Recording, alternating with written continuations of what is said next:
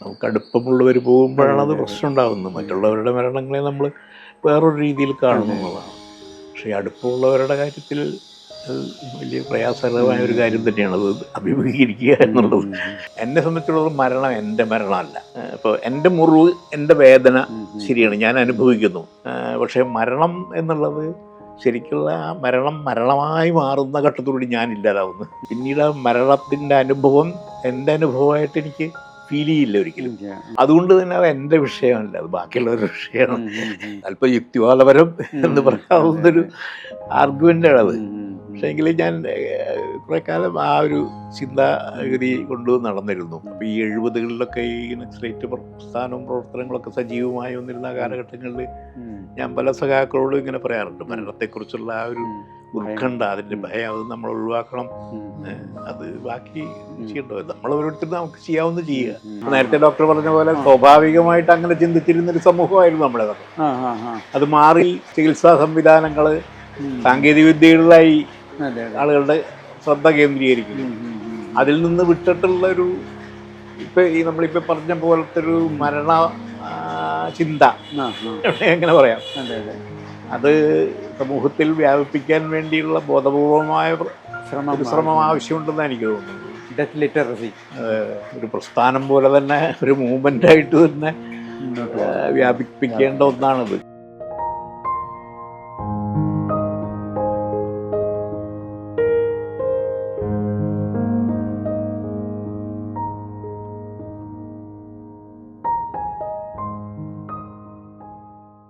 നമ്മൾ പതിവ് പോലെ എല്ലാ മാസവും ചെയ്യുന്ന ഒരു മരണത്തെക്കുറിച്ചുള്ള സല്ലാപമാണ്.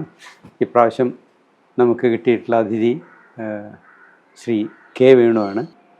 വേണുവിന് എങ്ങനെയൊക്കെയാണ് മരണം അനുഭവിച്ചത് എന്നുവെച്ചാൽ, മരണം ഒരാൾക്ക് അനുഭവിക്കാൻ പറ്റില്ലല്ലോ, ഇങ്ങനെ സ്വന്തക്കാരുടെ മരണം അങ്ങനെയൊക്കെ എങ്ങനെയാണ് അനുഭവപ്പെട്ടിട്ടുള്ളത്? ഇപ്പോൾ അടുത്ത കാലത്തുണ്ടായിട്ട് നമ്മുടെ മണിച്ചേച്ചിയുടെ മരണം തന്നെയാണ്. അതൊക്കെ എങ്ങനെയാണ് അഫക്റ്റ് ചെയ്തത്, എങ്ങനെയാണ് അതിനെ അഭിമുഖീകരിച്ചത്, നേരിട്ടത് എന്നറിയാൻ ആഗ്രഹമുണ്ട്. മണിയുടെ മരണം കാര്യമായി എന്നെ ബാധിച്ചൊരു സന്ദർഭമായിരുന്നു. കാരണം 5-6 മാസം രോഗിയൊക്കെ ആയിട്ട് കിടന്നു എന്നുള്ളത് ശരിയാണ്. അതുകൊണ്ട് മരണം ഇനി ഒഴിവാക്കാനാവില്ല എന്നുള്ള ഒരവസ്ഥയുണ്ടായിരുന്നു. എങ്കിലും ആ അവസാന ദിവസങ്ങൾ വളരെ വേദനയുണ്ടാക്കുന്ന സാഹചര്യങ്ങളുണ്ടായി. അല്പം മുമ്പ് വരെ എന്നോട് പറഞ്ഞിരുന്നത്, ഉള്ളൂ ഞാൻ പെട്ടെന്നൊന്നും മരിക്കൊന്നുമില്ല, നമ്മുടെ മക്കളുടെ മറ്റേ കുട്ടികൾ, പെൺകുട്ടികൾ, അനുവിന് 2 പെൺകുട്ടികളൊക്കെ ഉണ്ട്, അവരുടെ കുട്ടികളെയൊക്കെ കിടപ്പിച്ചിട്ടേ ഞാൻ ഉള്ളൂ എന്നൊക്കെ പറയാറുള്ളതാണ് എനിക്ക്. പക്ഷേ ഈ മരണത്തിനൊരു 6 മാസം മുമ്പ് മുതൽക്ക് 2ാം ഘട്ട ക്യാൻസർ എന്ന് വേണമെങ്കിൽ പറയാം.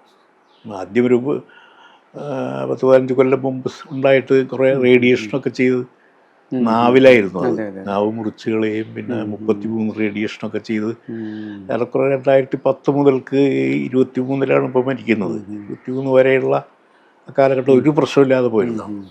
അവസാനം ഇപ്പോൾ ഡോക്ടർമാർ പറഞ്ഞത് ചുണ്ണാമ്പ്. അപ്പോൾ നല്ല മുറുക്കുകാരിയായിരുന്നു പണ്ട് മുതലേ. 15 വയസ്സ് മുതലേ ജോലിക്ക് പോകുന്ന സമയം മുതൽക്ക് മുറുക്ക് വിളിക്കുന്നതായിരുന്നു.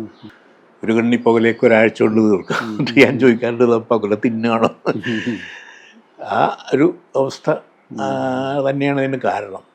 അപ്പം ഇത് എന്നിട്ട് ശരിക്കും അത് പരിഹരിച്ചതാണ്. ഇപ്പം ഈ പറഞ്ഞ റേഡിയേഷനൊക്കെ ചെയ്ത് പരിഹരിച്ചു വെച്ചതാണ്. പക്ഷേ പിന്നീട് മനസ്സിലാവുന്നത് ഇപ്പോൾ ഈ മരിക്കുന്നതിന് 5-6 മാസം മുമ്പാണ് വീണ്ടും തുടങ്ങിയത്. അപ്പോൾ ഞാനൊന്ന് 2 തവണ കണ്ടിട്ട് അടക്കയിടിക്കേണ്ട ശബ്ദം കേട്ട് ചെന്ന്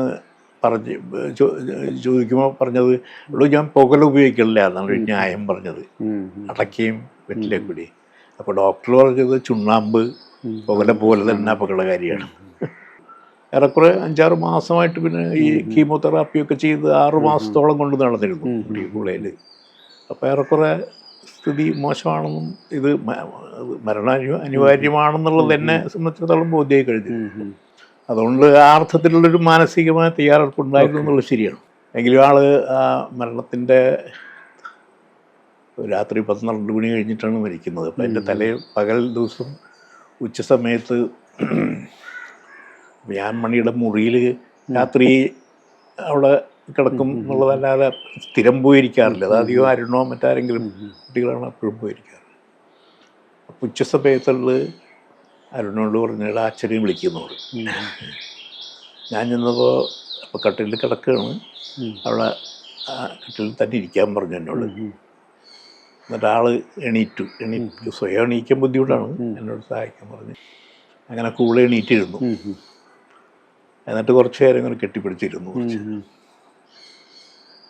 അപ്പോൾ സംസാരിക്കാറുണ്ട്, പക്ഷെ ആ സമയത്ത് ഒന്നും സംസാരിച്ചില്ല. ആ നോട്ടം ശരിക്കും ഒരു യാത്ര പറച്ചിൽ പോലെ തന്നെ തോന്നിയിരുന്നു. അതെന്നെ വല്ലാതെ ശരിക്കും ബാധിച്ചൊരു വിഷയമായിരുന്നു. അന്ന് രാത്രി തന്നെ കഴിയുകയും ചെയ്തു. ഞാൻ ഏറെക്കുറെ മാനസികമായി തയ്യാറായിരുന്നു എന്നുള്ളത് ശരിയാണ്.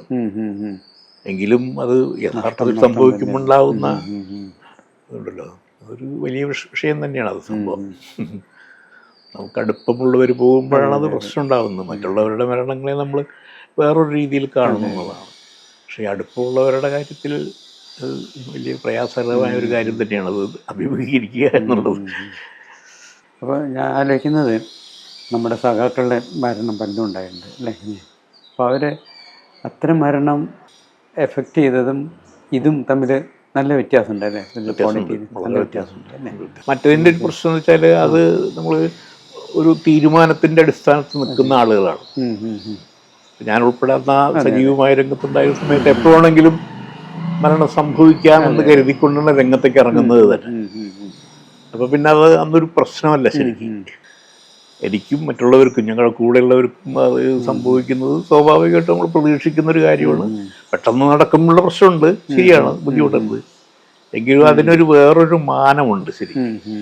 നമുക്കതിനെ അത് മനസ്സിലത് ഉൾക്കൊള്ളാൻ കഴിയുന്ന രീതിയിലുള്ളൊരു തയ്യാറെടുപ്പ് നേരത്തെ ഉള്ളത് കൊണ്ട് അത് വൈകാരികമായി വളരെയധികം ബാധിക്കാറില്ല.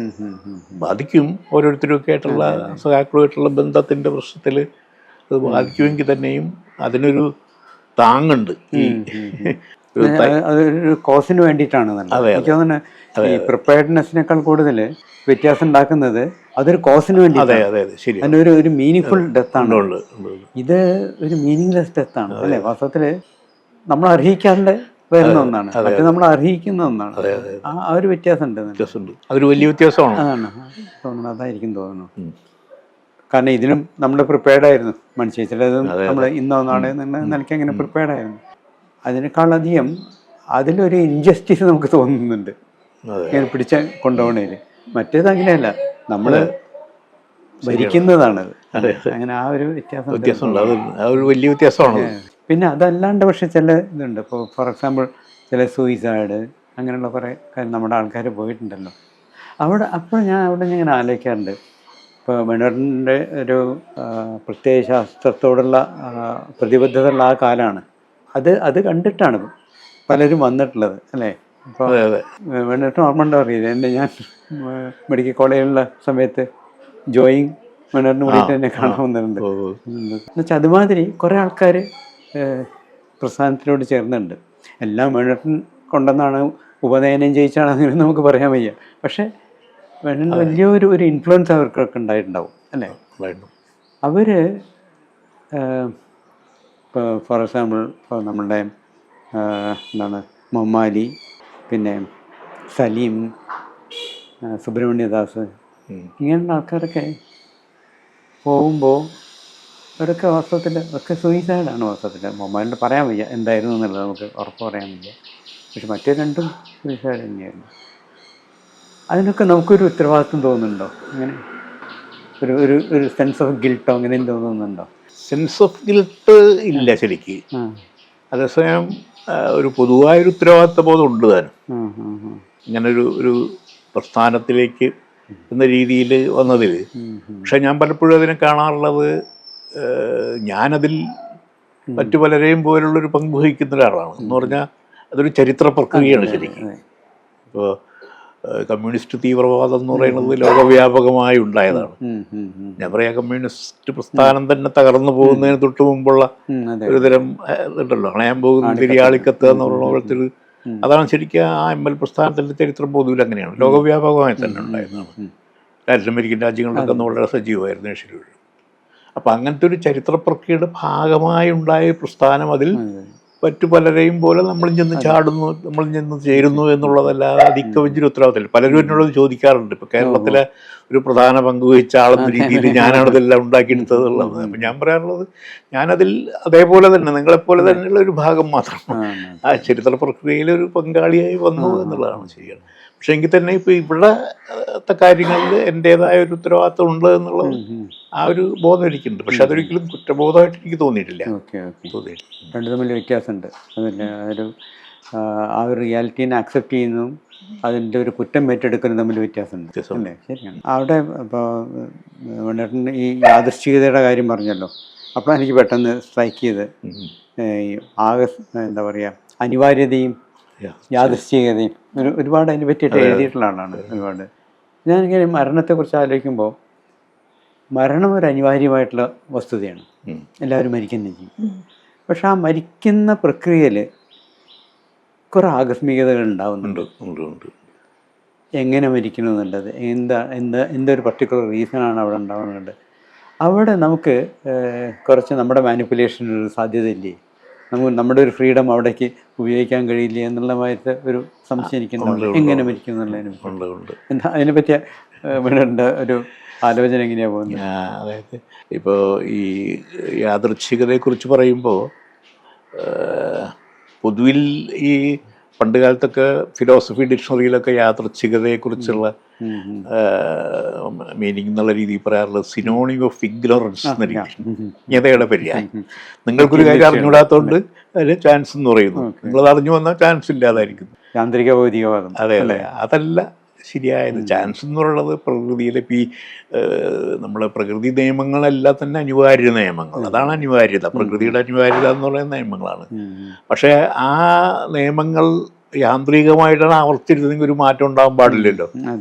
അപ്പോൾ മാറ്റം സംഭവിക്കുന്ന യഥാർത്ഥ ഈ യാദൃച്ഛികതയ്ക്കെതിരായ അല്ല അനിവാര്യതയ്ക്കെതിരായ ഒരു യാദൃച്ഛികതയുടെ പ്രവർത്തനം ഇതിൻ്റെ അവിഭാജ്യ ഘടകമായുണ്ട്. അത് വെറൊരു സിനോണിം ഓഫ് ഇഗ്നോറൻസ് അല്ല ശരിക്കും. അത് ഈ അനിവാര്യതയ്ക്കൊപ്പം തന്നെ അതേപോലെ പ്രാധാന്യമുള്ള പ്രകൃതിയുടെ ഏറ്റവും അടിസ്ഥാന ഘടകങ്ങളിലൊന്നാണ്. പ്രകൃതിയെ ചലനാത്മകമാക്കുന്നത്, സൗന്ദര്യാത്മകമാക്കുന്നത്, വൈവിധ്യം ഉണ്ടാക്കുന്ന ഏറ്റവും അനന്തമായ വൈവിധ്യം ഉണ്ടല്ലോ, അത് മുഴുവൻ ഉണ്ടാക്കുന്നത് ഈ ചാൻസാണ്. അപ്പോൾ ചാൻസിനെ അങ്ങനെ വെറുതെ തള്ളിക്കളയാൻ പറ്റുന്നതോ നിസ്സാരമായി കാണാവുന്ന ഒന്നല്ല. ഈ അനിവാര്യമായ നിയമത്തെ പോലെ തന്നെ പ്രധാനമായ ഒന്നാണ്. അപ്പോൾ ഓരോ സംഭവം ഇപ്പോൾ ഉദാഹരണത്തിന് നമ്മളെ ജനിതക ശാസ്ത്രത്തിൽ വരുന്ന DNA RNA ഘടന, അതിലാ ഒരു ന്യൂക്ലിയോടൈഡ് എവിടെയെങ്കിലും ഒന്ന് മാറിക്കഴിഞ്ഞാൽ പോയില്ലേ, കാര്യം എല്ലാം പോയില്ലേ. അത് പലപ്പോഴും പല രീതിയിലുള്ള ഇതുപോലെ യാദൃച്ഛികമായ ഘടകങ്ങളൊക്കെ ഉണ്ടായിട്ട് പുതിയ പുതിയ സ്പീഷീസ് ഒക്കെ ഉണ്ടാകുന്നതിലൊക്കെ. അതെ അതെ അതെ. അപ്പോൾ അവിടെയൊക്കെ യാദൃച്ഛികതയെ പങ്കുവയ്ക്കുന്നത്. അതായത് ശരിക്കും ഞാൻ പറയാം സർഗാത്മകതയുടെ അടിസ്ഥാനം തന്നെ യാദൃച്ഛികത ഞാൻ പറയും. കാരണം മനുഷ്യ മസ്തിഷ്കം എന്ന് പറയുന്ന ഒരു ഘടനയുണ്ട് നമുക്ക് ശരിക്ക്. അപ്പോൾ നമ്മൾ ഈ നമ്മളെ ഇംപ്രഷൻസ്, മുദ്രകൾ, പഞ്ചേന്ദ്രിയങ്ങളിലൂടെ വരുന്ന മുദ്രകളെയൊക്കെ തന്നെ ഭാഷയാക്കുന്നൊരു പ്രക്രിയ മനുഷ്യന് മാത്രമുള്ളതാണ്, വേറെ ഒരു ജീവിക്കും സാധ്യത. അതായത് ഈ പഞ്ചേന്ദ്രിയങ്ങളിലൂടെ വരുന്ന മുദ്രകളെ വാക്കുകളാക്കി മാറ്റുന്നൊരു പ്രക്രിയ. ഇപ്പോൾ ആധുനിക ജനിതക ശാസ്ത്രം, നരവംശ ജനിതക ശാസ്ത്രം പ്രത്യേകിച്ചും ചൂണ്ടിക്കാണിക്കുന്നത് ഏകദേശം 50,000-60,000 വർഷങ്ങൾക്ക് മുമ്പ് മനുഷ്യ മസ്തിഷ്കത്തിലുണ്ടായ, പൂർവിക മനുഷ്യ മസ്തിഷ്കത്തിലുണ്ടായ ഒരു ജനിതക മാറ്റമാണ് ഈ വാക്കുകൾ ഉപയോഗിക്കാനുള്ള കഴിവുണ്ടാക്കിയത്. വാക്കുകൾ എന്ന് പറയുമ്പോൾ നമ്മൾ ആ ഇംപ്രഷൻസിനെ വാക്കാക്കി മാറ്റുന്നത്. അതെ അതെ, മാറ്റുന്നത്. അപ്പം അത് വന്നോടുകൂടി എന്തുണ്ടാകുന്നു, ഈ ഇത് തമ്മിലുള്ള കൂടിച്ചേരലിന് കൂടുതൽ സാധ്യതകൾ വന്നു. മറ്റേതിപ്പോൾ മറ്റ് നമ്മളെ സ്തന്യപ ജീവികളെല്ലാം തന്നെ ഇത് ഉപയോഗിക്കുന്നുണ്ട്. ഇന്ദ്രിയങ്ങൾ മുദ്രകൾ ഉപയോഗിച്ചിട്ടുള്ളവരെല്ലാം പ്രാഥമിക ആശയവിനിമയം നടത്തുന്നത്. പക്ഷെ മനുഷ്യന് ഈ ഭാഷ കൂടി ലഭിച്ചതോടുകൂടി വലിയ സാധ്യത വരുന്നു. മുദ്രകളെ മുഴുവൻ വാക്കുകളാക്കി മാറ്റുന്നു, ആ വാക്കുകൾ തമ്മിൽ മിക്സ് ചെയ്യാനുള്ള കഴിവ്. നമ്മൾ ആ മിക്സിങ്ങിൽ പങ്കുവയ്ക്കുന്ന യാദൃച്ഛികതയാണ്. മസ്തിഷ്കത്തിൽ ഈ വാക്കുകളുടെ ഒരു വലിയ സമാഹാരമുണ്ട്. അവ തമ്മിൽ മിക്സ് ചെയ്യുന്നതിൽ അതല്ലേ പലപ്പോഴും ഈ സാഹിത്യകാരന്മാരും സർഗാത്മക പ്രവർത്തനങ്ങൾ ഏർപ്പെടുന്നവരും പറയാറുണ്ട്, അവർക്ക് എങ്ങനെയാണ് അത് എഴുതിയത് എന്ന് അവർക്ക് തന്നെ അറിയില്ല. അങ്ങനെ വന്നു പോകുന്നതാണത്. അപ്പോൾ നമ്മുടെ ചിന്ത ഒരു ആസൂത്രണമില്ലാതെ തന്നെ സംഭവിക്കുന്ന ഒരു പ്രക്രിയ. അതാണ് നമ്മൾ സർഗാത്മകത എന്ന് പറയുമ്പോൾ സംഭവിക്കുന്നതാണ്. അതിൽ ഈ ചാൻസിന്റെ വാക്ക് വളരെ നന്നായി. മരണത്തെ എങ്ങനെ സർഗാത്മകമാക്കാം അല്ലേ? അതിനുള്ള ഒരുപാട് പഴുത് തരുന്നുണ്ട് ഈ ചാൻസ് എലിമെന്റ് എന്നുള്ളത്. എനിക്ക് തോന്നുന്നത് അത് ഇപ്പൊ തന്നെ മണിച്ചേച്ചി തന്നെ അന്ന് മക്കളെ വിളിച്ചിട്ട് അച്ഛനോട് വന്ന് ഇരിക്കാൻ പറഞ്ഞു. And she did A farewell അല്ലേ? അങ്ങനെ സർഗാത്മകമാക്കിയത്. കാരണം അത് ഈ അനിവാര്യതയിൽ പെടുന്ന ഒന്നല്ല. യാദൃശ്ചികം ഉണ്ടാക്കിയ സർഗാത്മകതയാണ് അത്. അതിന് നമുക്ക് ഒരുപാട് എക്സ്റ്റെൻഡ് ചെയ്യാൻ പറ്റും തോന്നുന്നു. നമ്മളിപ്പോൾ ഈ ലിവിങ് വില്ല് എഴുതുന്നതൊക്കെ എങ്ങനെ നമ്മൾ അവസാന കാലം എങ്ങനെയായിരിക്കണം താൻ പരിചരിക്കപ്പെടേണ്ടത് എന്നുള്ളതിനെ പറ്റി നേരത്തെ തന്നെ തയ്യാറാക്കി വയ്ക്കുന്ന ഒരു ഒസ്യത്താണത് ലിവിങ് വിൽ എന്ന് പറയുന്നത്. അപ്പോൾ അതിനനുസരിച്ച് നമുക്ക് ഒരുപാട് അനാവശ്യമായിട്ടുള്ള ഇടപെടലുകൾ നമുക്ക് ഒഴിവാക്കാൻ പറ്റുന്നുണ്ട്. അൺനെസറി വെന്റിലേഷൻ, IV ഫ്ലൂയിഡ്സ്, അങ്ങനെയുള്ള കുറേ കാര്യങ്ങളൊക്കെ ഒഴിവാക്കി ഇവിടെ സർഗാത്മകമായിട്ട് മരിക്കാനുള്ള ഒരു അവസരം ഉണ്ടാക്കുന്നുണ്ടാക്കും. അപ്പോൾ ആ ഒരു എലിമെൻറ്റ് വളരെ നന്നായിട്ടുണ്ട്. പിന്നെ എനിക്ക് തോന്നിയിട്ടില്ല ഇപ്പോൾ മറ്റുള്ളവരുടെ മരണമല്ല, വേണ്ടവരുടെ സ്വന്തം മരണത്തെക്കുറിച്ച് എത്രത്തോളം ആലോചിച്ചിട്ട് എത്രത്തോളം തയ്യാറെടുപ്പുകൾ നടത്തിയിട്ടുണ്ട്. ഇങ്ങനെയൊക്കെയാണത്. ശരിക്കും എൻ്റെ ചെറുപ്പകാലത്ത് എന്ന് പറഞ്ഞാൽ ഏറെക്കുറെ 60കളിലാണ് ഞാൻ 68ലാണ് ഞാൻ MSc പാസ്സാവുന്നതൊക്കെ. അപ്പോൾ ആ കാലഘട്ടങ്ങളിൽ പൊതുവിലന്ന് നമ്മളെ സാഹിത്യ ബൗദ്ധിക മേഖലകളിലെല്ലാം തന്നെ നിറഞ്ഞു നിന്നിരുന്നത് ഒരുതരം ഈ മരണോപാസന എന്നൊക്കെ പറയാവുന്ന ഒരു ട്രെൻഡാണ് ലോകം മുഴുവനും.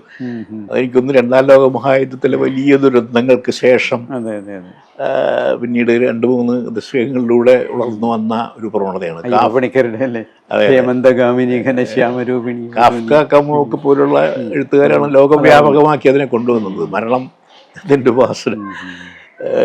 70 മറ്റോ എനിക്ക് സച്ചിദാനന്ദൻ ആത്മഹത്യയുടെ ഗീതങ്ങൾ എന്ന് പറഞ്ഞ കവിത എഴുതിയിട്ടുണ്ട്. അതൊക്കെ അന്തരീക്ഷത്തായിരുന്നു. പക്ഷെ അന്ന് ഞാൻ ഈ ശാസ്ത്ര ചിന്ത എൻ്റെ മനസ്സിലുള്ളതുകൊണ്ട് ഞാനിതിനെ ഒട്ടും അംഗീകരിച്ചിരുന്നില്ല, അങ്ങനത്തെ ഒരു ഇതിനെ. അപ്പം അത് ഞങ്ങൾ ചർച്ച ചെയ്തിട്ടുണ്ട്. അന്ന് ഞാൻ ബി രാജീവൻ, ശങ്കരപ്പിള്ള ടീമൊക്കെ ആയിട്ട് പരിചയപ്പെടുന്ന ആ ഒരു കാലഘട്ടമാണ്. അപ്പോൾ രാജീവനൊക്കെ അന്ന് ഈ വക ചിന്തകളിൽ നിൽക്കുന്ന സമയമാണ്. വളരെ 2-3 ആഴ്ചകൾ തന്നെ ഞങ്ങൾ തുടർച്ചയായി ചർച്ച ചെയ്തിട്ടുണ്ട് ആ വിഷയം. അപ്പോൾ എൻ്റെ ഒരു ആർഗ്യുമെൻ്റ് ഉണ്ടായിരുന്നെന്ന് വെച്ചാൽ, ഇപ്പോൾ എന്നെ സംബന്ധിച്ചിടത്തോളം മരണം എൻ്റെ മരണമല്ല. ഇപ്പോൾ എൻ്റെ മുറിവ്, എൻ്റെ വേദന ശരിയാണ്, ഞാൻ അനുഭവിക്കുന്നു. പക്ഷേ മരണം എന്നുള്ളത് ശരിക്കുള്ള മരണമായി മാറുന്ന ഘട്ടത്തോടുകൂടി ഞാൻ ഇല്ലാതാവുന്നു. പിന്നീട് ആ മരണത്തിൻ്റെ അനുഭവം എൻ്റെ അനുഭവമായിട്ട് എനിക്ക് ഫീൽ ചെയ്യില്ല ഒരിക്കലും. അതിനെക്കുറിച്ച് സങ്കല്പിക്കാൻ എനിക്ക് തീർച്ചയായിട്ടും ഞാൻ വരുന്നുള്ളത്, പക്ഷെ അത് ഫീൽ ചെയ്യുന്നില്ല, അനുഭവിക്കുന്നില്ല. ശരി, അനുഭവം സാധ്യമല്ല മരണം എന്നുള്ളത്. അത് എൻ്റെ ഒരു ആർഗ്യുമെന്റ്. അതുകൊണ്ട് തന്നെ അത് എൻ്റെ വിഷയമല്ല, അത് ബാക്കിയുള്ളവരുടെ വിഷയമാണ്. എൻ്റെ എന്തൊരു അല്പം യുക്തിവാദപരം എന്ന് പറയാവുന്നൊരു ആർഗ്യുമെന്റാണ് അത്. പക്ഷെ എങ്കിലും ഞാൻ കുറെ കാലം ആ ഒരു ചിന്താഗതി കൊണ്ട് നടന്നിരുന്നു. അപ്പൊ ഈ 70കളിലൊക്കെ ഈ നക്സലൈറ്റ് പ്രസ്ഥാനവും പ്രവർത്തനങ്ങളൊക്കെ സജീവമായി വന്നിരുന്ന കാലഘട്ടങ്ങളിൽ ഞാൻ പല സഖാക്കളോടും ഇങ്ങനെ പറയാറുണ്ട്, മരണത്തെക്കുറിച്ചുള്ള ആ ഒരു ഉത്കണ്ഠ, അതിന്റെ ഭയം, അത് നമ്മൾ ഒഴിവാക്കണം. അത് ബാക്കി ചെയ്യണ്ടോ, നമ്മൾ ഓരോരുത്തരും നമുക്ക് ചെയ്യാവുന്ന ചെയ്യുക.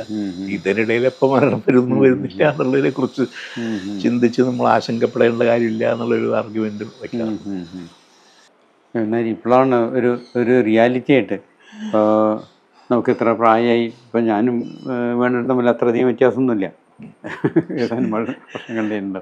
പക്ഷെ ഇപ്പോൾ പല പല അസുഖങ്ങൾ വരുന്നുണ്ട് അല്ലേ, ശാരീരിക ക്ഷമത കുറഞ്ഞു വരുന്നുണ്ട്. മരണം എന്നുള്ളതൊരു വിദൂര ഭാവിയിൽ നടക്കേണ്ട ഒരു കാര്യം എന്നുള്ളതല്ല, നമുക്ക് അടുത്തിന് കാണാൻ കഴിയുന്ന നമുക്ക് അങ്ങനെ. അപ്പോൾ ആ ഒരു സമയത്ത് എത്രത്തോളം നമ്മൾ പ്രിപ്പയർഡ് ആണ് ഇതിന് എന്നുള്ള ആ ഒരു ചോദ്യം ഉണ്ടല്ലോ. ഭാഷാഭൂഷണിയിലാന്ന് തോന്നുന്നു. എൻ്റെ ഒരു സുഹൃത്ത് എഴുത്തുകാരൻ കരുണാകരനുണ്ട്. കരുണാകരനും ഞാനും തമ്മിൽ നടത്തിയൊരു സംഭാഷണം വന്നിട്ടുണ്ട്. അതിൻ്റെ അവസാനത്തെ കരുണാകരൻ്റെ ചോദ്യം എന്നോട് ഇതായിരുന്നു. സാധാരണ ഈ എഴുത്തുകാരും ബുദ്ധിജീവികളും ഒക്കെ ആയിട്ടുള്ളവർ പലരും അവസാന ഘട്ടത്തിലെത്തുമ്പോൾ ആത്മഹത്യയിലേക്ക് തിരിയാറുണ്ട്. അങ്ങനെ വല്ല ചിന്തയുണ്ടോ എന്നാണ് എന്നോട് ചോദിച്ചത്. അപ്പോൾ ഞാൻ പറഞ്ഞു മരണത്തെക്കുറിച്ചുള്ള ചിന്തയുണ്ട്, ശരിയാണ്. പക്ഷേ എങ്കിലും അത് സ്വയം ചെയ്യേണ്ട ഒരു കാര്യമായിട്ട് കണക്കാക്കുന്നില്ല. പ്രത്യേകിച്ചും അത് നമ്മളെ കൂടെയുള്ള നമ്മളെ സ്നേഹിക്കുന്നവർ അവരെയൊക്കെ വേദനിപ്പിക്കുന്നത് നമ്മളായിട്ട് അങ്ങനത്തെ ഒരു ഇത് ചെയ്യുന്നതിൽ അർത്ഥമില്ല. സംഭവിക്കുന്നത് സ്വാഭാവികമായിട്ട് സംഭവിക്കട്ടെ എന്നുള്ള മട്ടിലാണ് അതിന് വേണ്ടിയുള്ളൊരു വലിയ തയ്യാറെടുപ്പിൻ്റെ ആവശ്യമില്ല എന്നുള്ളതാണ്. ഒരു സ്വീഡിഷ് ഐഡിയ ഉണ്ടല്ലോ, ഡെത്ത് ക്ലീനിങ്. അതെ അതെ. അതായത് അതിപ്പം മരണം എടുത്ത സമയത്ത് ചെയ്യുന്നതല്ല, നേരത്തെ തന്നെ. അതായത് അവനവന് ആവശ്യമില്ലാത്തത്, പ്രത്യേകിച്ച് ഉപയോഗമില്ലാത്തതൊക്കെ വേഗം തന്നെ കൊടുത്തു തീർക്കുക, എല്ലാം കൊടുത്തു തീർക്കുക. അങ്ങനെ നമ്മുടെ കയ്യിൽ വളരെ കുറച്ച് സാധനങ്ങൾ മാത്രം വയ്ക്കുക, അത്യാവശ്യം കാര്യങ്ങൾ മാത്രം വയ്ക്കുക. അങ്ങനെ അതിനെ ഒരു ഡെത്ത് ക്ലീനിങ് എന്ന് പറയുന്നുണ്ട്. അത്തരത്തിലുള്ള ഒരു ആശയത്തോടെ എങ്ങനെയാണ് പ്രതികരിക്കുന്നത്? അങ്ങനെ ഒരു ചിന്ത എൻ്റെ ഇതിലേക്ക് വന്നിട്ടില്ല. അങ്ങനെ ഒരു തയ്യാറെടുപ്പ് ആവശ്യമില്ല എന്ന് തോന്നുന്ന ആളാണ് ഞാൻ.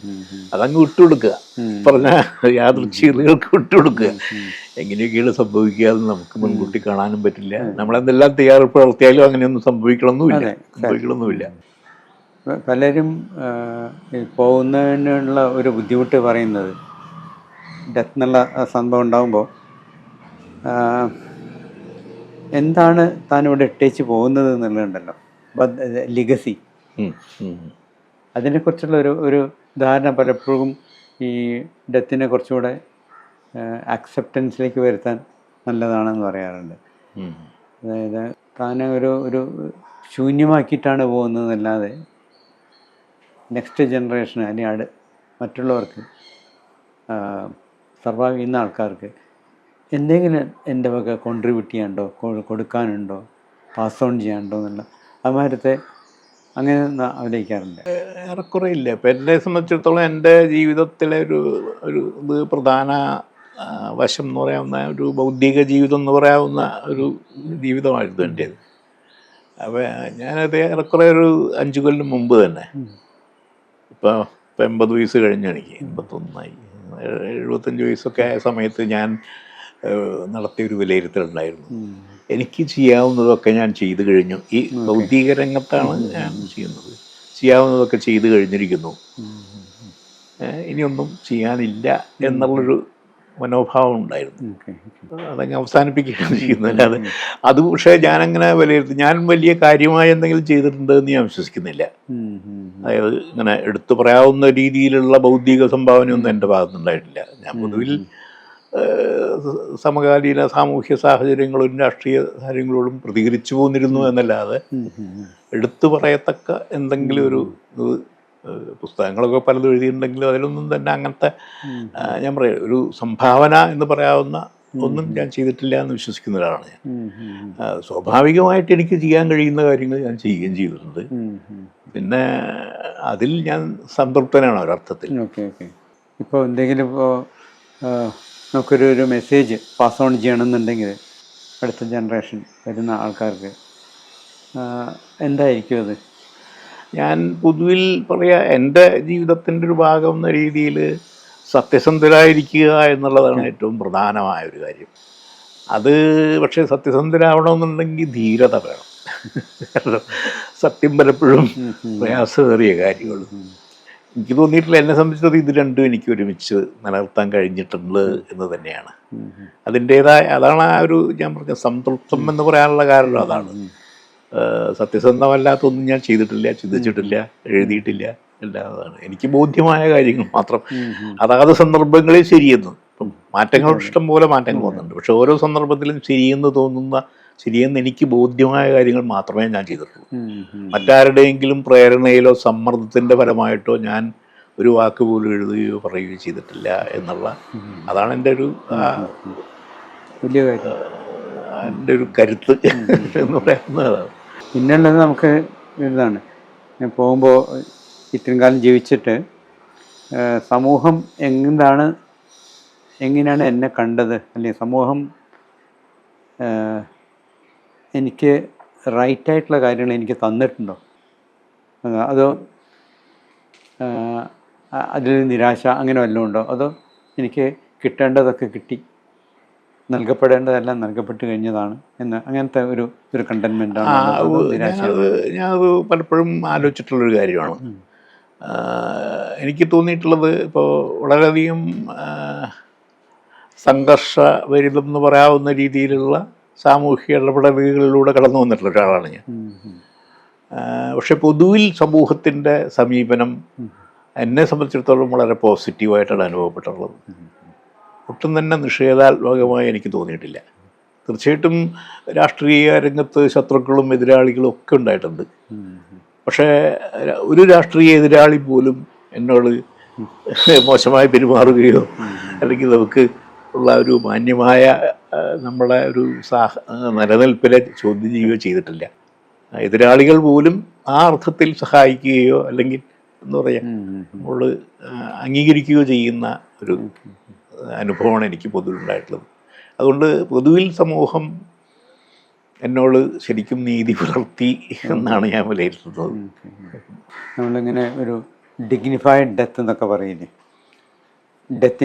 ഡിഗ്നിറ്റി ഇൻ ഡെത്ത് എന്നുള്ളത് ഒരു വലിയ കൺസെപ്റ്റ്. അങ്ങനെയാണ് സുപ്രീം കോടതിയിൽ കോമൺ കോസിൻ്റെ സംഘടന ഒരു PIL കൊടുത്തതാണ്.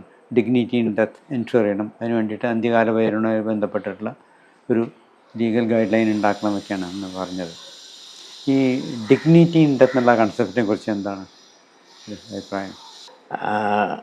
അതെ, പലരും വളരെയധികം ബുദ്ധിമുട്ടുകൾ സഹിക്കേണ്ടി വരുന്ന രീതിയിലുള്ള മരണങ്ങളിലൂടെയാണ് അധികം പേരും കടന്നുപോയിക്കൊണ്ടിരിക്കുന്നത് എന്നുള്ളത് ശരിയാണ്.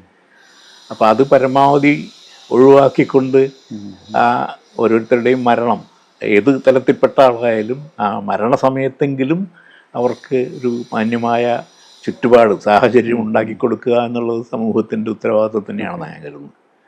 അത് വളരെ പ്രധാനപ്പെട്ടൊരു ചുമതലയായി സമൂഹം ഏറ്റെടുക്കേണ്ട കാര്യമാണ്. പലപ്പോഴും അതങ്ങനെയല്ല ചെയ്യുന്നത്. അങ്ങ് വരുന്നത് പോലെ അങ്ങ് വരട്ടെ എന്നുള്ള മട്ടിൽ എല്ലാവരും നോക്കി നിൽക്കുകയാണ് പലപ്പോഴും ഉണ്ടാവാറുള്ളത്. അതിൽ ഇങ്ങനൊരു ഇടപെടൽ നന്നായിരിക്കും എന്നുള്ളതാണ്, ആവശ്യമാണ് യഥാർത്ഥത്തിൽ. അത് ഇപ്പോൾ നമ്മൾ ഗുഡ് ഡെത്ത് എന്ന് പറയുമല്ലോ, ഒരു ഗുഡ് ഡെത്തിന് കോൺട്രിബ്യൂട്ട് ചെയ്യുന്ന ഫാക്ടേഴ്സ് എന്തൊക്കെയാണ്? വേണൂരിൻ്റെ ഒരു പേഴ്സണൽ ഒരു ഇൻസൈറ്റ് വെച്ചിട്ട് ഇപ്പോൾ വേണൂരിന് മരിക്കുമ്പോൾ എങ്ങനെ മരിക്കണം എന്നാണ്, എന്തൊക്കെയാണ് വേണ്ടത് എന്നുള്ള അങ്ങനെ ഉണ്ടല്ലോ, എങ്ങനെയായിരിക്കണം അത് എന്നുള്ള ഒരു അങ്ങനെ വരാൻ പറ്റുമോ? അങ്ങനെയൊന്നും നമുക്ക് വാശി പിടിക്കാനൊന്നും പറ്റില്ല, അത് വാസം. പക്ഷേ നമ്മുടെ ഉള്ളിലുള്ളൊരു കൺസെപ്റ്റ് ഉണ്ടല്ലോ, ഞാൻ മരിക്കുമ്പോൾ അത് എങ്ങനെയായിരിക്കണം. യഥാർത്ഥത്തിൽ ഞാൻ അങ്ങനെ ഒന്നും ചിന്തിച്ചിട്ടില്ല. എങ്കിലും ഇപ്പോൾ ഡോക്ടർ ചോദിക്കുമ്പോൾ ചിന്തിച്ച് പറയാവുന്നതാണ്. എന്ന് പറഞ്ഞാൽ ഈ പറഞ്ഞ ആ ലിവിങ് വില്ലിൽ വരേണ്ട കാര്യമാണ്. ഞാനത് ഈ അടുത്ത കാലത്ത് അത് ആലോചിക്കാറുണ്ട്. ഞാനൊരെണ്ണം ഒരു ലിവിങ് വിൽ എഴുതി വെക്കണ്ടേ എന്ന് ആലോചിക്കാറുണ്ട്.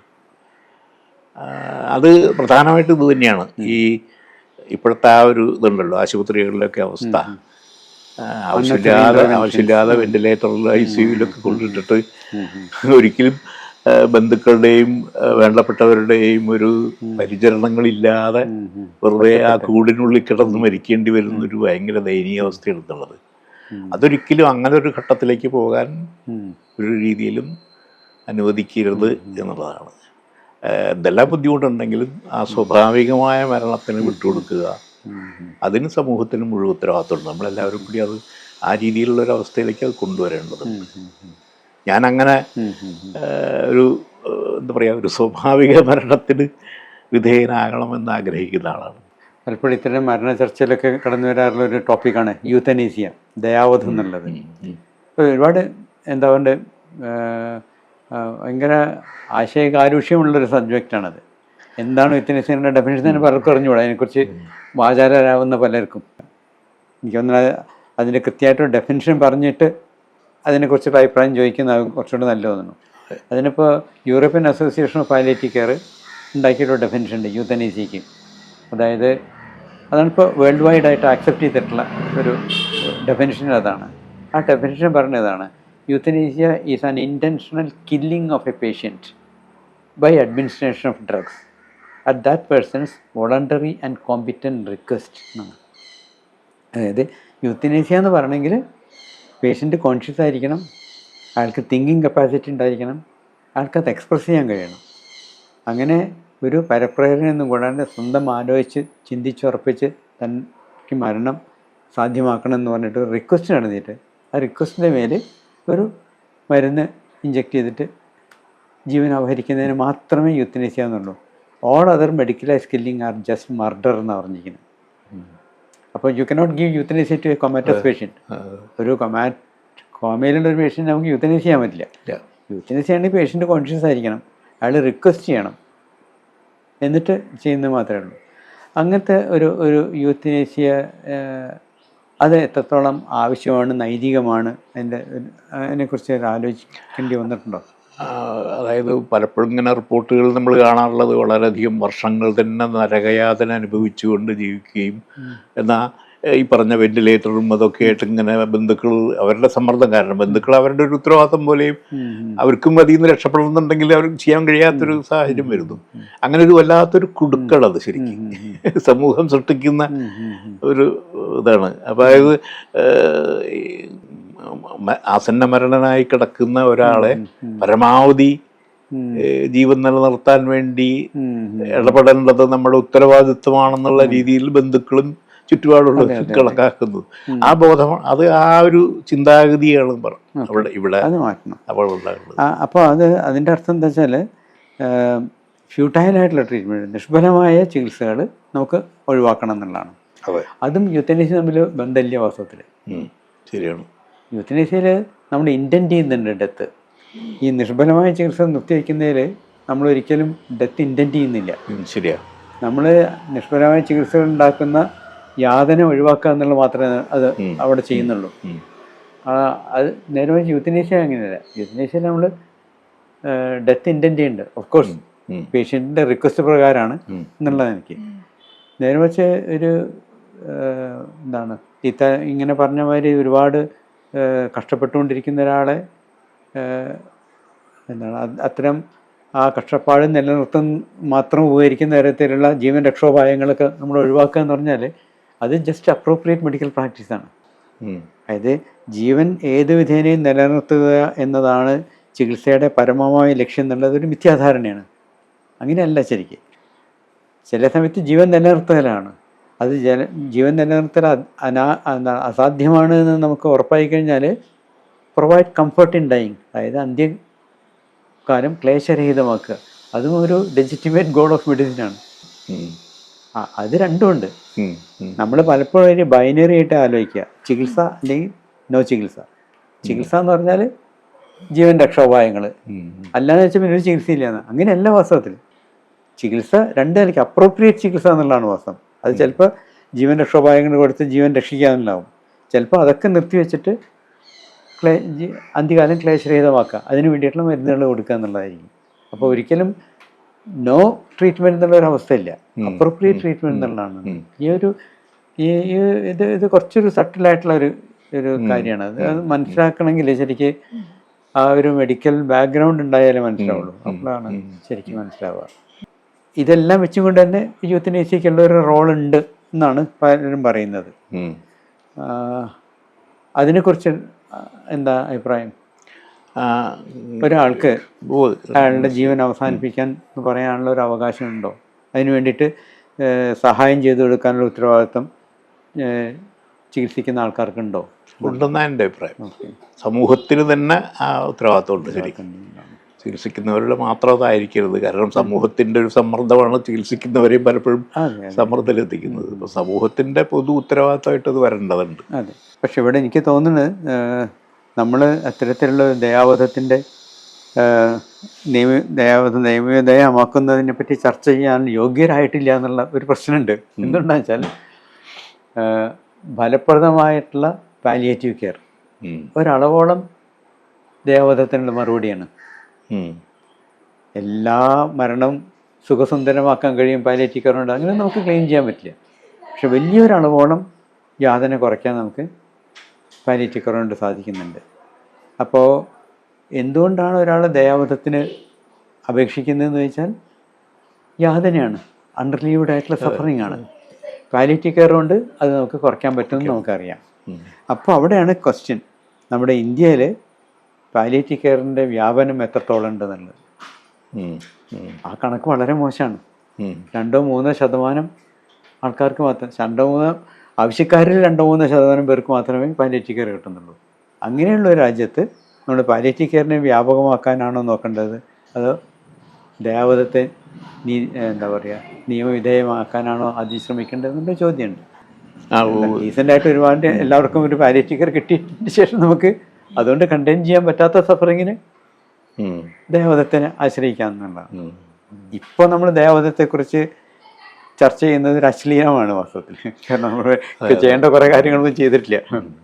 അതെ അതെ. ഇപ്പോൾ പാലിയേറ്റീവ് കെയർ സംവിധാനം അതിനുള്ളൊരു സാഹചര്യം വ്യാപകമായി ഉണ്ടാക്കിയെടുക്കുക എന്നുള്ളതാണ് പ്രധാനം എന്നുള്ളത്. അതിനുശേഷം നമുക്ക് കണ്ടെയ്ൻ ചെയ്യാൻ പറ്റാത്ത സഫറിങ് ഉണ്ട് ഒരാൾ പറയുകയാണെന്ന് വിചാരിച്ചാൽ എല്ലാവരും ഹെൽപ്ലെസ് ആണ്. ആ സമയത്ത് നമുക്ക് കണ്ടെയ്ൻ ചെയ്യാം. അതെ. പക്ഷെ അപ്പോഴും അതിൻ്റെ ഒരു സൈദ്ധാന്തികമായ സാധ്യത എന്ന രീതിയിൽ അല്ല ഈ ദയാവധം എന്ന് പറഞ്ഞത് സൈദ്ധാന്തികമായി അംഗീകരിക്കേണ്ടതുണ്ടെന്ന് തന്നെയാണ് എനിക്ക് തോന്നുന്നത്. സൈദ്ധാന്തികമായിട്ട്. പക്ഷെ അവിടെയും ഒരു കുറേ എന്താ പറയുക എത്തിക്കൽ എന്നാണോ അതോ മോറൽ എന്നാണോ പറയേണ്ടത് അറിയില്ല. അങ്ങനത്തെ ഒരു ഡൈലമ വാസ്തവത്തിൽ ഉണ്ടാവുന്നുണ്ട്. അതായത് യാതന ഇല്ലാതാക്കേണ്ടതാണോ എന്നുള്ളത്. യാതനയിൽ ഒരു സാധ്യതയുണ്ടോ എവല്യൂഷന്, ഇവോൾവ് ചെയ്യാൻ, എമർജ് ചെയ്യാൻ യാതനയെ കൂടെ? യാതന മുഴുവൻ നിഷ്ഫലമാണോ? അങ്ങനെയൊക്കെയുള്ള കുറേ ചോദ്യങ്ങളുണ്ട്.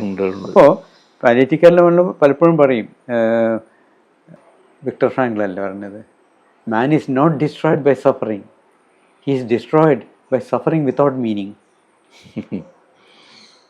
യാതന കൊണ്ട് മാത്രം ഒരു മനുഷ്യൻ നശിച്ചു പോകുന്നില്ല, നിരർത്ഥകമായ യാതന ഒരാളെ നശിപ്പിച്ച് കളയുന്നതാണ്. അപ്പോൾ ഈ യാതനയ്ക്കൊക്കെ ഒരു അർത്ഥം നമുക്ക് ഉണ്ടാക്കാൻ പറ്റുകയാണെന്ന് വിചാരിക്കാം.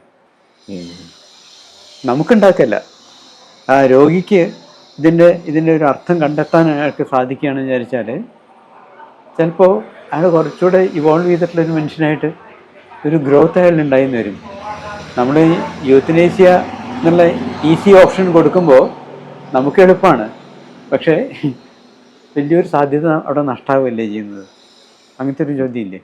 അതെ അതെ. ആ സാധ്യത നഷ്ടമാകുന്നു എന്നുള്ളത് വലിയ പ്രധാനപ്പെട്ട കാര്യം തന്നെയാണ് സംഭവം. അത് പക്ഷേ നമുക്ക് എന്താ ചെയ്യാൻ കഴിയുക എന്നുള്ള ചോദ്യമുണ്ട് അവിടെ. പക്ഷെ ഒരാളിങ്ങനെ സഫർ ചെയ്യുമ്പോൾ എങ്ങനെയെങ്കിലും ഇതൊന്ന് അവസാനിപ്പിച്ച് വരുമെന്ന് റിക്വസ്റ്റ് ചെയ്യുന്ന സമയത്ത് അവിടെ നമുക്ക് അറിയില്ല, അധികം ഓപ്ഷൻസ് ഉണ്ട് തോന്നുന്നില്ല. ഇല്ല അല്ല, അത്രയും വലിയ കഴിവുള്ള ഒരാളൊക്കെ ആണെങ്കിൽ ചിലപ്പോൾ പറ്റിയായിരിക്കും, എനിക്കറിയില്ല. കേരളത്തിൽ പാലിയേറ്റീവ് കെയർ സംവിധാനം താരതമ്യേന മെച്ചപ്പെട്ട രീതിയിലില്ലേ? അതെ അതെ അതെ. മറ്റൊന്ന് നേരത്തെ ഡോക്ടർ പറഞ്ഞത് ഓൾ ഇന്ത്യ ലെവലിലുള്ള കാര്യം.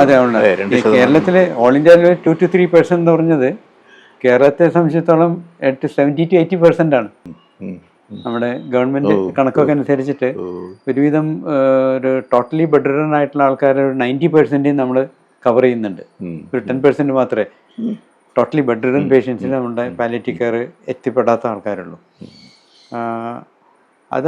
അതങ്ങനെ ഉണ്ട്, വലിയ ഗുണം. അത് കേരളത്തിനെ എടുത്തു പറയുന്ന ഒരു കാര്യമാണ്. അത് വ്യാപകമാവാനുള്ള കാരണമുണ്ട്. കാരണം നമ്മുടെ ഇവിടെ കമ്മ്യൂണിറ്റി ബേസ്ഡ് പാലിയേറ്റീവ് കെയർ ആയിരുന്നു. അതായത് പൊതുജനങ്ങളുടെ പങ്കാളിത്തത്തോട് കൂടിയിട്ടാണ്. അത് നല്ല വ്യത്യാസം ഉണ്ടാക്കിയിട്ടുണ്ട് ശരിക്കും.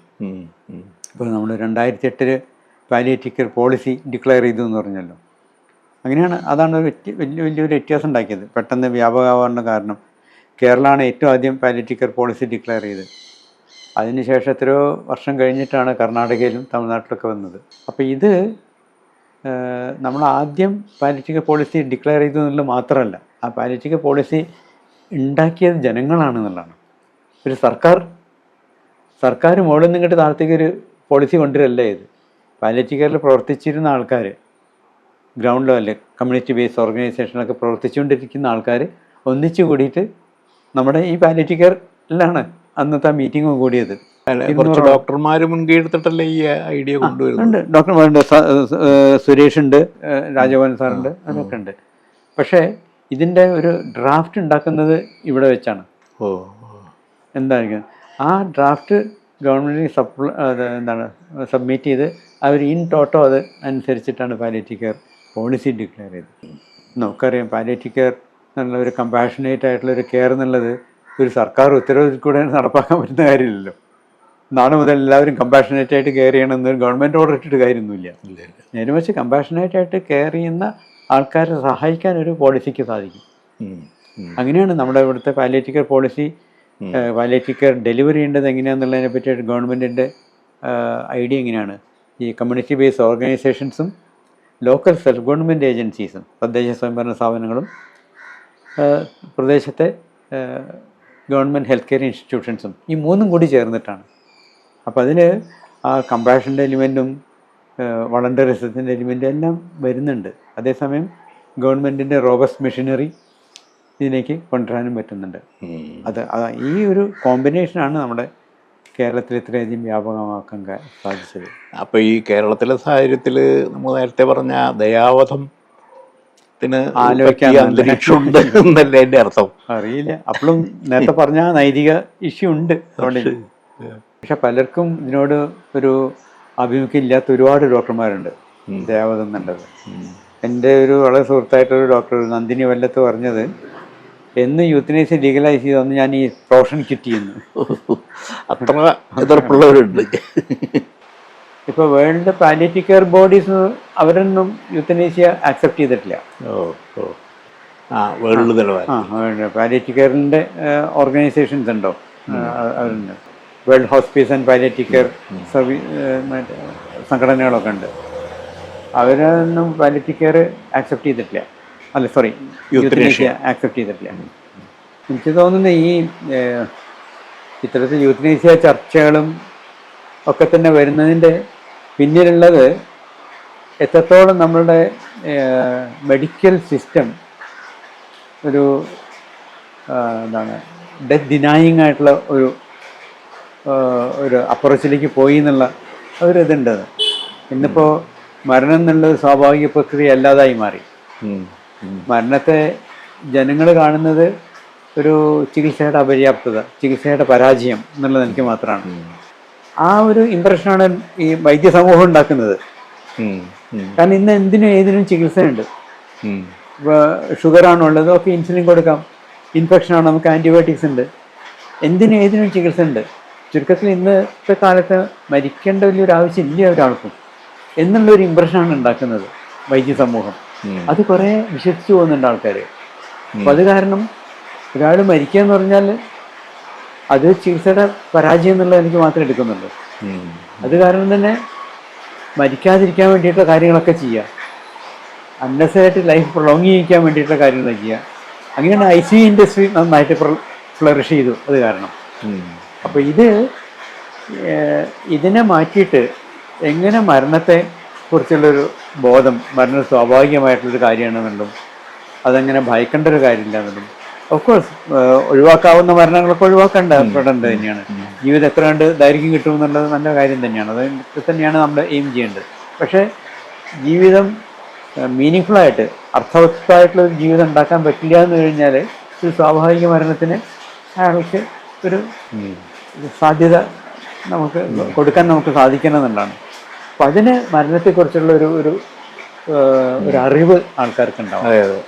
പണ്ട് കാലത്ത് ആ അറിവുണ്ടായിരുന്നു. കാരണം നമ്മുടെ നാട്ടിൽ അറിയാം, ഈ ഒരു ഘട്ടമെത്തി, ഇനിയിപ്പോൾ നമ്മൾ കൂടുതലായിട്ട് കാര്യങ്ങളൊന്നും ചെയ്യേണ്ട കാര്യമില്ല, ഇപ്പോൾ ശ്വാസം എന്നതായി ഊർധ്വനായി അതങ്ങനെ കണ്ടല്ലോ, അങ്ങനെ കുറേ കാര്യങ്ങളൊക്കെ ഉണ്ട്. അപ്പോൾ ഏതാണ്ട് അവർക്ക് പ്രഡിക്റ്റ് ചെയ്യാനും പറ്റുമായിരുന്നു.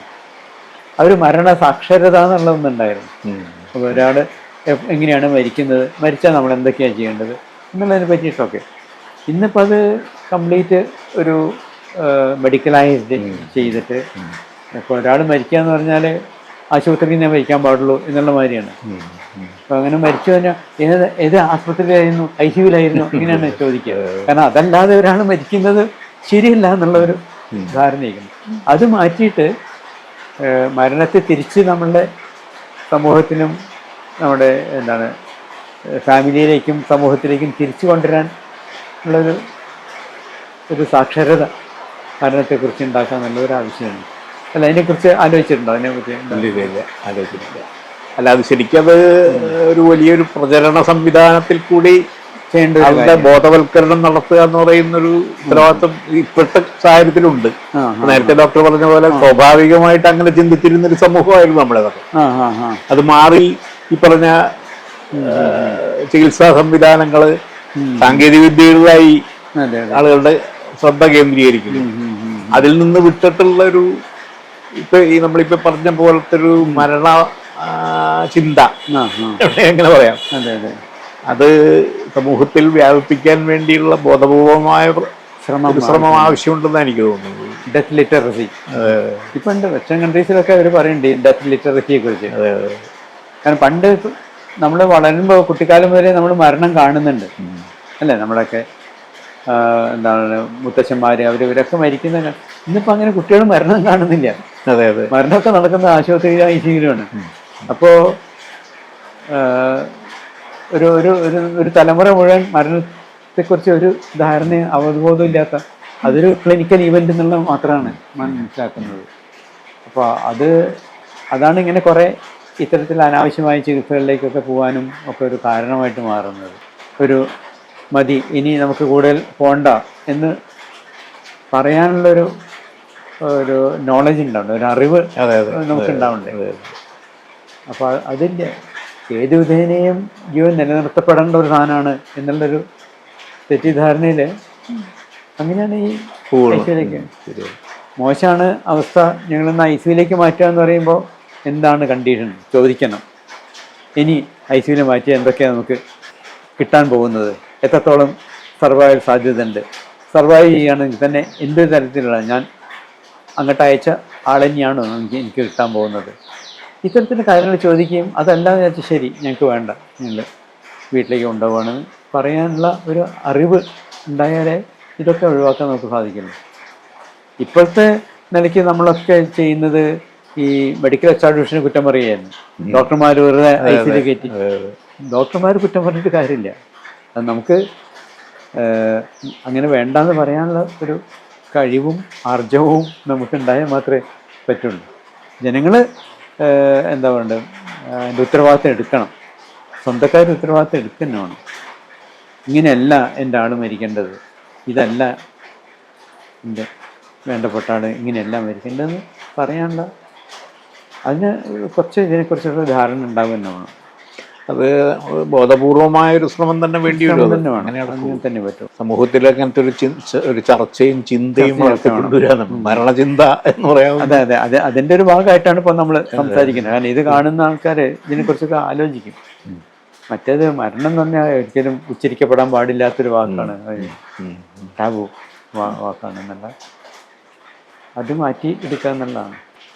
എനിക്ക് തോന്നുന്നത് വേണ്ടിനെ നന്നായിട്ട് ഇതിന് കുറേ കാര്യങ്ങൾ എക്സ്പ്രസ് ചെയ്യാൻ പറ്റും. നമുക്ക് ഒരുപാട് എന്താ പറയുക, ഈ കാര്യത്തെക്കുറിച്ച് ആലോചിച്ചിടത്തോളം കാര്യങ്ങൾ വളരെ വ്യക്തത ഉണ്ടായിരുന്നു പറഞ്ഞതിലൊക്കെ. ഒരുപാട് ഹെൽപ്പ് ചെയ്യുന്നതാണ് എനിക്ക് തോന്നുന്നുണ്ടായി ഇങ്ങനെ മരണത്തെക്കുറിച്ചുള്ള ചിന്ത നടത്തുന്ന സമയത്ത്. അല്ല, ഇതൊരു എന്താ പറയുക, ഒരു പ്രസ്ഥാനം പോലെ തന്നെ ഒരു മൂവ്മെൻ്റായിട്ട് തന്നെ മുന്നോട്ട് വ്യാപിപ്പിക്കേണ്ട ഒന്നാണിത്. നിങ്ങൾ കുറേ നാളായിട്ട് ഇപ്പോൾ ഇത് ചെയ്തുകൊണ്ടിരിക്കുന്നുണ്ടല്ലോ അല്ലേ? അത് കുറച്ചുകൂടി ഒരു വ്യാപക സംവിധാനത്തിലേക്ക് കൊണ്ടുവരാൻ എന്താണെന്നുള്ളത് ആലോചിക്കാവുന്നതാണ്. ഇതിപ്പോൾ നമ്മൾ ഡെത്ത് കഫേയുടെ ചർച്ച എന്ന് പറയുന്ന വളരെ പരിമിതമായ ഒരു തലത്തിൽ നടക്കുന്നതല്ലേ. അതിനെ ഇങ്ങനെ ഒരു കുറെ കൂടി പൊതുതലത്തിലേക്ക് കൊണ്ടുവരാൻ കഴിയുമെന്നുള്ള ബുദ്ധിയുണ്ട്. പത്രങ്ങളിലൊക്കെ ചർച്ചകളിലൊക്കെ കൊണ്ടുവരാൻ പറ്റണം. അങ്ങനെയുള്ള കുറേ ശ്രമങ്ങൾ കൂടി ഇനി ആവശ്യമുണ്ട്, ഊർജിതപ്പെടുത്തേണ്ടതുണ്ട്. ശരിക്കും ഇതൊക്കെ ഒരു തുടക്കം മാത്രമാണ്, അത് വ്യാപിപ്പിക്കേണ്ടതുണ്ട് പല പല രംഗങ്ങളിലേക്കായിട്ട്.